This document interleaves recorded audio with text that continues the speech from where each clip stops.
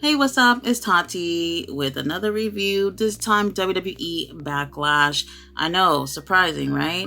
Look, this pay-per-view right here is absolutely a filler pay-per-view. In other words, nothing really happens here that really changes things going forward. It's too close right after WrestleMania, and also in 20 days from now is Night of Champions, so it's way too close. Like having a pay-per-view or PLE, I really feel like within this time frame is unnecessary. However, because it was in Puerto Rico, I think that really made a huge difference. Had this been somewhere else, it would have been more on the boring side, but the crowd would absolutely lovely. I love crowds like this, and I keep saying, like, WWE needs to, not just WWE, but AEW as well, have to take advantage of these places that don't normally get these types of shows, especially international places. Now, Puerto Rico is part of the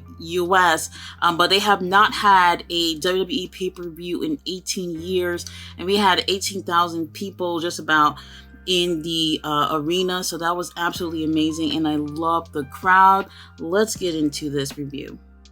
First match of the night, Bianca Belair versus Io Sky.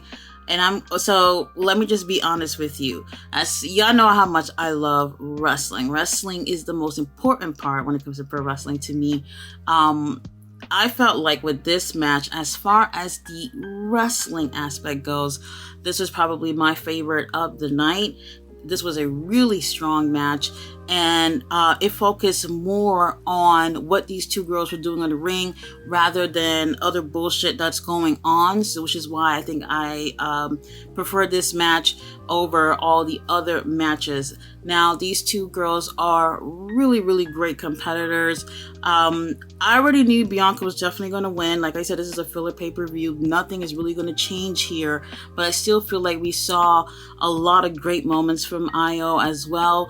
The crowd was behind her, and at times you almost, for some people probably would have thought that Bianca looked more of a heel here. I don't think that's just the case. I think that the crowd was really divided with who they wanted to cheer for, but it didn't really change the outcome of the match. Here are my two complaints with this, even though I really, really enjoyed this match.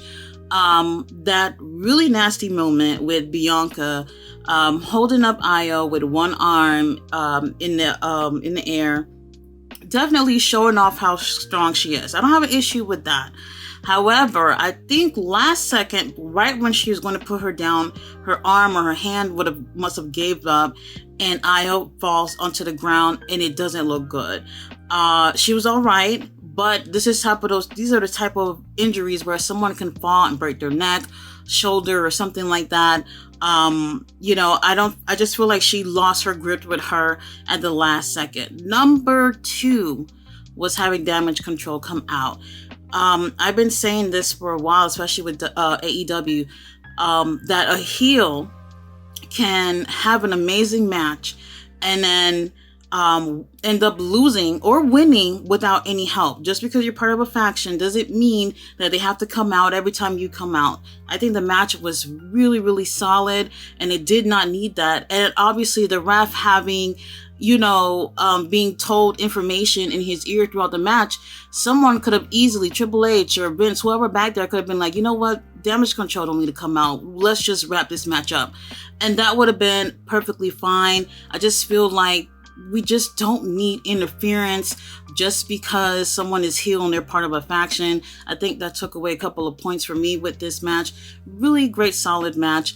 As far as wrestling goes, this was the best one for me. Bianca obviously retains the title. I'm bored with her, but we'll see what happens at Night of Champions. Next up, we had Omas versus Seth Rollins. Look, this was actually pretty good. So I've said this before, that Omas, he has a potential, but he's not really great in the ring. However, Seth Rollins helps make him look so good here that I didn't mind. Now, there's nothing technical about this match at all. But I do feel like Seth Rollins obviously played that role to help make his opponent look great, and it really, really worked. So I did enjoy this. This is probably the best match Omas has ever had with WWE in terms of presentation, because I feel like he's lacking in a technical way. Now, Seth Rollins does take the win via a stomp from the top rope. However, I feel like with Omas, in order to help get him to where he needs to go, he needs to be trained by someone who is similar in stature with him. He needs someone who is close in size and height to help him navigate the ring. You being trained by someone who is at least a foot under you is not the same. Certain moves that he doesn't look the same as someone who's 5 foot something, you know? So it takes, I think it will take him being trained by someone, had Paul White, the Big Show, be with WWE, I think he would have benefited with training with someone like him. He's also a giant as well. I'm not sure who else would have helped. I can't think of anybody on top of my head, but I think that's what he would need in order to move forward. I really enjoy this. Like I said, I do think this was the best match that he's ever had. This is the best he ever looked in the ring to me, but he does need help if WWE want to keep continuing to push him to be a giant. He needs to be able to do more than just throwing people around in the ring. But I did enjoy this. Next, we had the U.S. title on the line. Austin Theory, Bronson Reed, and Bobby Lashley. Only disappointing thing was that I felt like this was really, really short.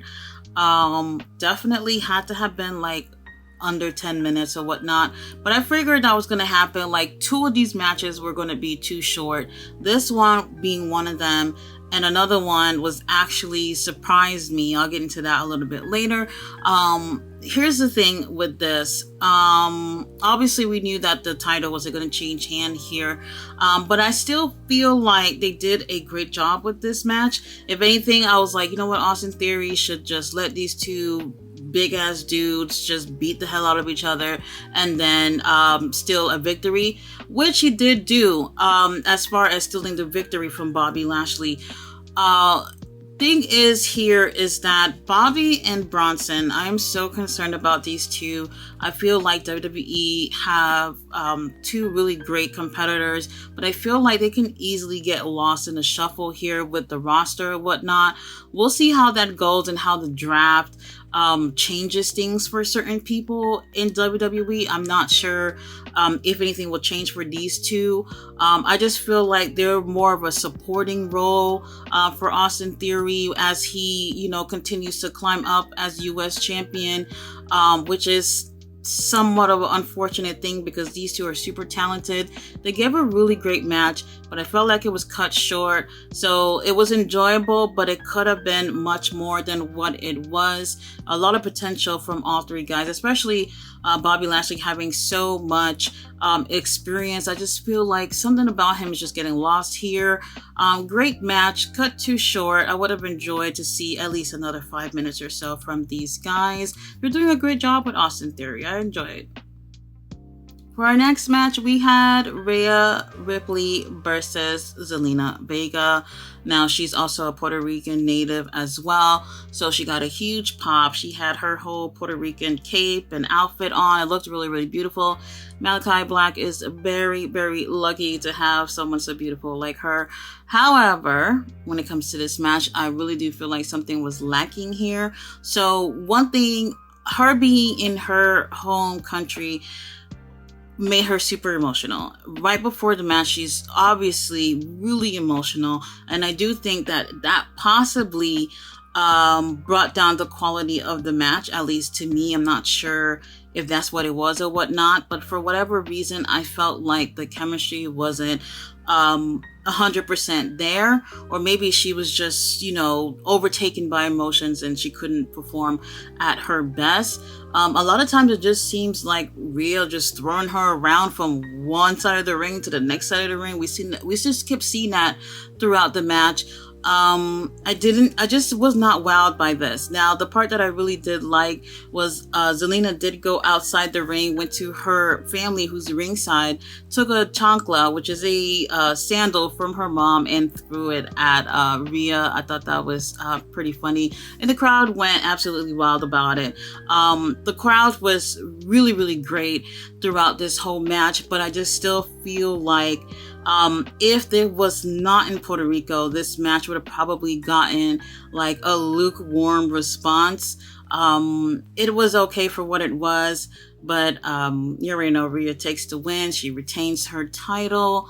Night of Champions is 20 fucking days away. Where are they going with all these champions? I have no idea. The match was okay, but I'm really glad to see Zelena have her moment in Puerto Rico. It was great. All right, y'all. So the moment maybe some of y'all been waiting for, Bad Bunny versus Damian Priest in 10 to 15 years from now, when they induct Bad Bunny into the celebrity wing for the Hall of Fame. I'm going to say for sure that is absolutely deserved. Now, he's no Andy Kaufman or anything, but I do feel like he's a true fan who is having fun with being part of the WWE. It doesn't feel like something that somebody's looking for clout, or he out here just promoting his music and all that stuff and all this bullshit like how we have with Logan Paul, where everything's all about promoting his shit while he's getting involved. This is such a different vibe, and it feels authentic with him being involved. So I really do enjoy his efforts here. Now, this match, both of these guys are Puerto Rican natives, so yes, they're both are getting great reception from the crowd, but obviously there's a heel here, which is Damian. He does a great job at not just being a heel in this match, but also helping Bad Bunny looking great here. And I think Bad Bunny did a great job of making himself look good too, but he's not a wrestler, he's not experienced, so yes, he needs help with his opponent helping him look good, which is the same situation that happened with Seth Rollins and Omas. Now, Bad Bunny comes out with a shopping cart full of stuff, and it was definitely giving me Raven vibes, but everything didn't really look like trash.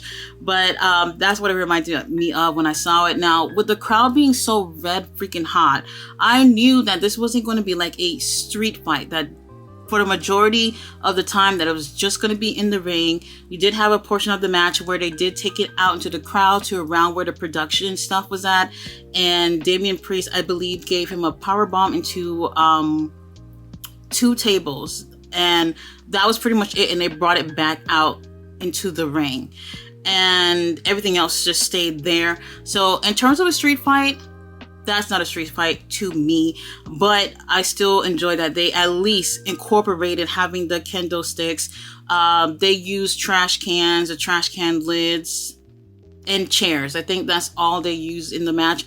I'll take it for what it is. Now, throughout this match, we do have Damian working a injury to his left leg or knee, whatever it is.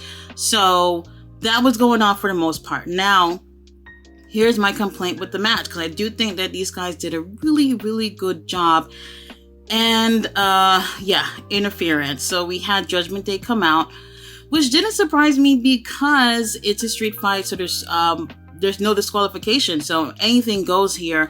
So they come out and help, and then here's WWE milking the fact that they're in Puerto Rico, which is not a bad thing, but I felt like the flow of the match was going so well that we didn't really need this. So we do have Rey Mysterio, we have Carlito, which I was happy to see. I haven't seen him a little bit. Savio Vega, LWO. Now these guys, I'm sorry, they just don't do it for me. WWE just milking the whole thing where they gotta do sell t-shirts and shit like that. So it is what it is. They all come out, and that whole ordeal took like 10 minutes. So that gives Damian Priest enough time to heal up. Obviously not completely, but gives him time to strategize while they're over there having their little cat fights and stuff like that. And the crowd is obviously loving it. You know, they're seeing their people doing their thing, because, the Puerto Ricans and Latinos are all this up, and that's great for the crowd. But, for people at home, it might be a different vibe or whatnot. Like for me, I just felt like, damn, the match was already great. We didn't really need this. But It was greatly received by the crowd, and I love the crowd energy, and it made me feel so good to hear a crowd just being so excited to be at a wrestling show. We don't get that often, so I didn't mind the moment, even though I think they could have taken back with it. Now, after that whole 10 minutes is over, we're back to the match, and Damien is trying to take control, but he's going back to working that left leg, and Bad Bunny puts him in a figure four. It was a little loose to me, but he locked it in. Now, this is another part that was disappointing to me, was that I think Bad Bunny should have won with a submission, something like the figure four or ankle lock. That would have been better, to be like, I made this bitch tap. I think that would have been a better way for him to win rather than a Canadian Destroyer. Oh my God, when he won with a Canadian Destroyer, I couldn't believe it. I was like, first of all, we've seen too many Canadian Destroyers lately with pro wrestling. It doesn't even feel like a finisher type of thing, because almost everybody's incorporating this with their movesets. So I just felt like, it could have been so much better if he won another way. Either way, I really enjoyed this match. I think Bad Bunny did a really great job. Damian Priest as well. He's a heel in this situation, and I still feel like he did a great job. I wouldn't care who would have won this match, to be completely honest with you, but it was really, really fun. Definitely, if you didn't see it, I think you should watch it. Bad Bunny deserves a little bit more credit. I know he's not a wrestler, and me, sometimes I don't like to give credit to guys who are not wrestlers, who come in and just looking for clout, but I don't feel like that's the case with him. He did a really great job. I like this a lot. Now we got 6-man tag, and I'm not gonna lie, after that whole match, so much was going on and it ran so long, I forgot about the 6-man tag. So we had Sami Zayn, Kevin Owens, Matt Riddle versus the Bloodline. I don't know what it was. I was like, oh shit, Brock and Cody coming up next. Completely forgot about this. This right here was a great match. However, a big focus in this match was the Bloodline having communication problems, or just having issues to begin with. When I tell you, Solo was just mean mugging the hell out of the Usos throughout this whole match. Like, he had this thing where he just needed to be the one in control in this situation, and they just was having issues communicating with this match, and I don't think that was a bad thing. However, when they put so much focus on showing a story throughout a match, I think it does take away from the quality of the match, which I felt lacked a little bit, because the story was so focused on what was going on with the Bloodline. And surprisingly to me, the Bloodline did win, and I felt like it would have been the right choice for them, but I thought they was going to go with Sammy team or whatnot. Where are they going with this? I don't know. First of all, split the tag titles. Let's have one on Raw. Let's have one on SmackDown. That would make more sense. I do feel like we're going to have that situation at Night of Champions where these titles are going to get split. And I'm kind of hoping it goes back to the Usos. I'm not sure if that's where they're going with it, but the tag division needs to, go up to where it was. I'm not really sure where they're going with this whole thing. The storyline, I feel like they're dragging it. Yes, they're dragging it with the Bloodline. But something about it still feels right. It's just that they're probably going to lose their way, and Solo's just going to stay with Roman, and the Usos are going to do their own thing. I'm pretty sure that's coming up really, really soon. But like I said, split the titles. Nobody should be holding both sets of titles. I'm bored with that. But either way, match was okay. Too much of a focus on the storyline. On to the main event. Brock Lesnar versus Cody Rhodes. Can you believe this match was 10 minutes? I do not like short main events. I don't like it at all. So obviously going into the match, we don't know how long it's going to take. But once it's over, I was like, damn, that's all they gave us, 10 minutes. Now, Cody Rhodes wasn't feeling the whole thing of Brock Lesnar taking his time to get the match started. So before the bell even rang, he decides to get on with the fighting, and that's cool or whatever. It does take like a whole minute or so before the ref actually rings the bell, and the match gets started. It seemed like it was a great pace until it was over. Now, here's where I think that match actually was over. So, everything was great exchanges between these two. However, there was one of the top turnbuckles that was exposed. So the padding was taken out. Brock Lesnar hits his head on there, and now he's bleeding, like leaking. Blood is all over the ring. Blood is all covering his face and his chest, and then it gets all over Cody and all that stuff.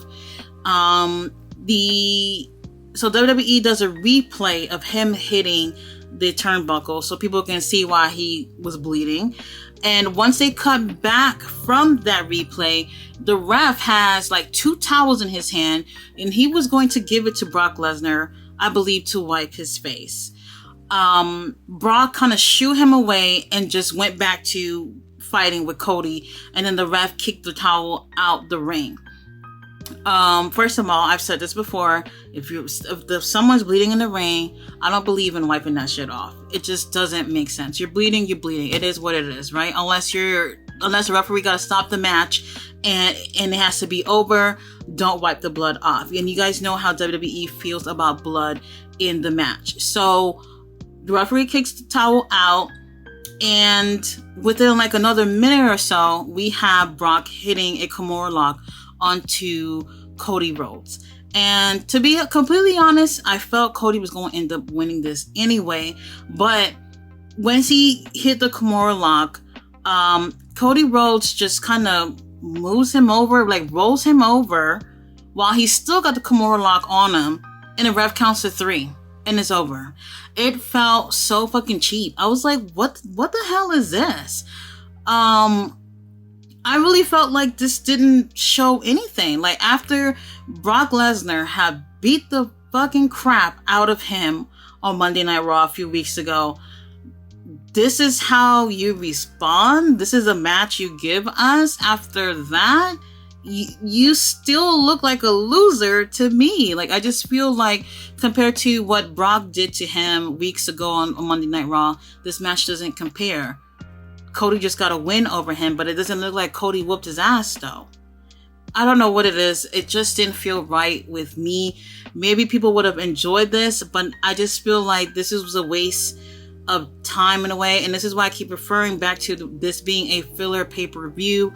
I don't understand why they would just only give us 10 minutes with these guys in the ring, especially when Brock took like 10 minutes to annihilate him on TV, and we barely get anything from Cody with this match. I was really disappointed with it. I was expecting more from this. Maybe people might disagree. I just felt like it wasn't the right way. Now, Cody did say that win or lose, he is still gonna finish the story. I don't know if we're going to actually see him taking the titles off of Roman Reigns. If anything, he's probably going to be the one to win the heavyweight title, which would be so fucking crazy if he won, because it would look like he's just an afterthought in WWE, which is the truth. So I don't know where they're going with this, but for a main event, this was really disappointing. I would have rather seen Bad Bunny versus Damian Priest for this. Now, at the end of the show, they replay, highlights from each match. And the only thing they showed from the main event was the moment Cody won. Why? I don't know. It felt so weird how they showed bits and pieces from every match, except for that. All they showed was Cody literally rolled his ass over and ref count to 3, and that was it. Probably because they didn't want to show the blood. I don't know what it is. And also, what I thought was a little strange was that when they did the highlights, they showed them in order. Up until Bad Bunny's match, they actually put the 6-man tag before that, then put Bad Bunny and Damian match next, then the main event, Don't know why they did that either, because they kept billing this whole show as a double main event show. And to be honest, I don't know what the other main event was, since they didn't really, I don't know, but whatever was going on with the order. Look, the pay-per-view was not bad. It's okay moment to spend on a Saturday night or whatnot. And I'm expecting to see way better in Night of Champions. But we only got 20 days away from today. I don't know what they're going to pull out their ass to make this look really, really good on that pay-per-view. But hey, it is what it is. So the next pay-per-view will be in Saudi Arabia. Fuck them. They're giving them money for whatever reason. It is what it is, but I am expecting a solid pay-per-view since all titles will be on the line.